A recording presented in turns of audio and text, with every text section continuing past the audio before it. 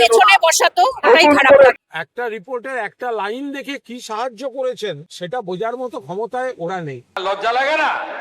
ব্যর্থতা হয়েছে, বিষয়ে কোনো সন্দেহ নেই। মমতা বন্দ্যোপাধ্যায়ের পাশেই আছেন, সেই বার্তাটাও তারা দিয়েছে। রাজ্যে বিজেপি সরকার ক্ষমতায় আসার পর প্রথম 21শে জুলাই তৃণমূলের ভাঙাহাটে শহীদ স্মরণেও ভাগাভাগি। এরই মধ্যে নতুন করে ফাইল খুলেছে 21শে কমিশনের। কমিশন যে 12 জনকে পোস্টমর্টমের পরে চিহ্নিত করা হয়েছে, তাদের পরিবার, তাদের প্রত্যেককে 25 লক্ষ করে টাকা আর আহতদের 5 লক্ষ করে টাকা দেওয়ার সুপারিশ করছে। কি করেছেন আপনারা? আপনারা মৃতদের দিয়েছেন 2 লক্ষ করে টাকা আর আহতদের দিয়েছেন 15,000 করে টাকা। লজ্জা লাগে না? গত 1.5 দশকে শহীদ স্মরণ মূলত হয়ে উঠেছিল মমতা বন্দ্যোপাধ্যায়ের রাজনৈতিক ক্ষমতা পরীক্ষার কর্মসূচি। ক্ষমতায় এসে অবসরপ্রাপ্ত বিচারপতি সুশান্ত চট্টোপাধ্যায়ের নেতৃত্বে তিনি কমিশন গঠন করেছিলেন। যদিও সেই কমিশনের সুপারিশ পুরোপুরি বাস্তবায়িত না হওয়ার জন্য পূর্বতন তৃণমূল সরকারের গাফিলতির দিকেই আঙুল তুলেছেন বর্তমান মুখ্যমন্ত্রী। পাশাপাশি বার্তা দেন শহীদ পরিবারের উদ্দেশ্যেও। আহত এবং ক্ষতিগ্রস্ত পরিবারকে বলবো, আপনারা যদি ফ্রেশ এফআইআর করতে চান, সে সুযোগ বর্তমান সরকার দেবে। আপনারা যদি কমিশনের সুপারিশ মতো ক্ষতিপূরণ বর্তমান সরকারের কাছে চান, মুখ্যমন্ত্রী রিলিফ ফান্ড থেকে আমি সেই ক্ষতিপূরণ দেব। রাজনীতির ভাগবাঁটোয়ারায় 21শে শহীদদের নিয়ে খাস কলকাতাতেই 3টে সমাবেশ। তবে ভাগাভাগির ভিড় থেকে দূরে বাড়িতেই পরিবারের সদস্যকে স্মরণ করছেন নিহত রতন মণ্ডলের স্ত্রী, ছেলে। 21শের ফাইল খোলার কথা ইতিমধ্যেই পৌঁছেছে তাদের কাছেও। অভিযোগ সেটা সব শহীদ পরিবারটা সবাই আছে, সবাই যদি একমত হয় আমাকে একমত হতে হবে, দ্বিমত হলে তো হবে না। সবাই একমত হলে আমরাও একমত আছি, কিন্তু খুনিরা শাস্তি পেলে সেটা শহীদ পরিবার থেকে আমরা সেটা একটু শান্তি পেতাম। মুখ্যমন্ত্রীর বার্তা গিয়ে পৌঁছেছে হুগলিতে নিহত অসীম দাসের পরিবারের সদস্যদের কানেও। বর্তমান মুখ্যমন্ত্রী, ওনাকে আশা করব উনি ভালোভাবে আমাদের রাজত্বটা চালাক এবং উনি যেটা ভালো বুঝবে। অতীতের মুখ্যমন্ত্রীর প্রতিও আমার আন্তরিক ভালোবাসা আছে, বর্তমানের প্রতিও ভালোবাসা আছে, কিন্তু এই বিষয়ে পরিবারের সঙ্গে আলোচনা করে একা ব্যক্তিগত মতামত জানাতে পারি না। আমি এইভাবে কাউকে আসামির কাঠগড়ায় আর দাঁড় করাতে চাই না। ভাই চলে গেছে, এটা আমাদের ব্যথা চিরকালই অন্তরে থাকবে। নতুন করে এইসব বিগত অতীতের মুখ্যমন্ত্রী কি করেছে আমাদের জন্য, এমনি অনেক কিছু করেছে, মিথ্যা বলবো না। সব একটা মানুষের দ্বারা সব কিছু আশা পূরণ করা তো সম্ভব নয়, স্বয়ং ঈশ্বরও পারেন না। এদিন শহীদ পরিবারের কেউ কেউ যোগ দিয়েছিলেন মেয়র রোডে ঋতব্রত শিবিরের সমাবেশে।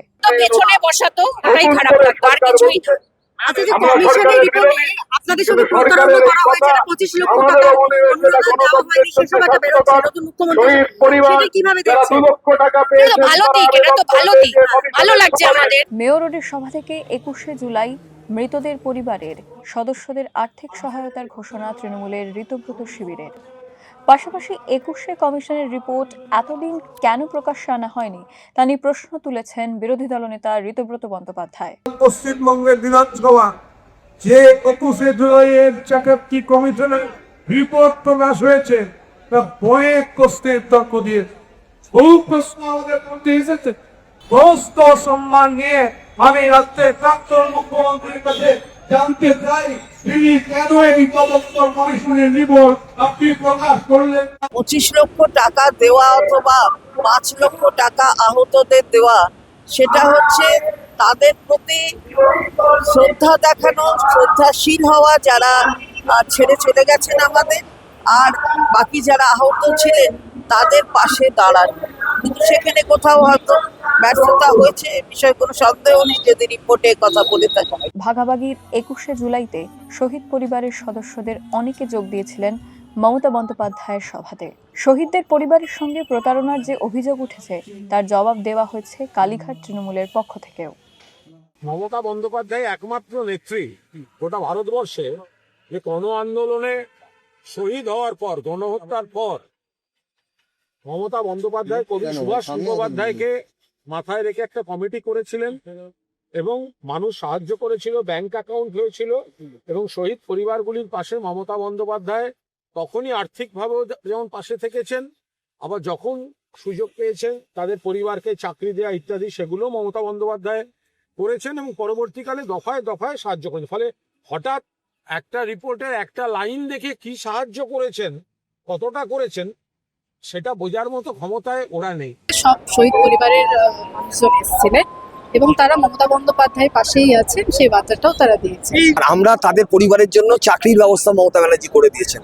আর সেই সময় সুভাষ মুখোপাধ্যায়কে নিয়ে ডেভেলপমেন্ট ফান্ডে টাকা তুলে তাদের হাতে দেওয়া হয়েছিল এবং প্রতি বছর এই শহীদ পরিবারগুলোকে সাহায্য করা হয়েছে, শ্রদ্ধা জানানো হয়েছে, সম্মান জানানো হয়েছে। উনি খবর না দেখে কন্টায়ার কাউন্সিলর ছিল, মমতা ব্যানার্জির দয়ায় এমএলএ, এমপি, মন্ত্রী, বাবা মো এমপি, ভাই এমপি, লজ্জা তো করে না, এখন এই ধরনের কথাই উনি বলবেন। 21শে কমিশনের রিপোর্ট অনুযায়ী প্রাক্তন বিরোধী দলনেতা পঙ্কজ বন্দ্যোপাধ্যায়ের বয়ানে মনীশ গুপ্তকে গুলি চালানোর ঘটনায় দায়ী করা হয়েছে। রিপোর্টের সেই অংশ বিধানসভায় তুলে ধরেছিলেন মুখ্যমন্ত্রী। I believe that the person solely responsible for the firing was none other than the Home Secretary Monish Gupta. But the culprit has been given a berth in the Mamata Banerjee cabinet. কে দায়ী নয় সে তর্কে যেতে নারাজ মৃতদের পরিবারের সদস্যরা, তবে বিচার চাইছেন তাঁরাও। খুনিদের শাস্তি হোক সেটা আমরা চাই, সব শহীদ পরিবাররা যেটা চাইবে সেটা আমরা চাই, তার বিরুদ্ধে কারণ নেই। বিচারটা আর হয়নি, তো কয়জনকে করেছে, হওয়া তো দরকার ছিল। এখন কি চাইবেন হোক?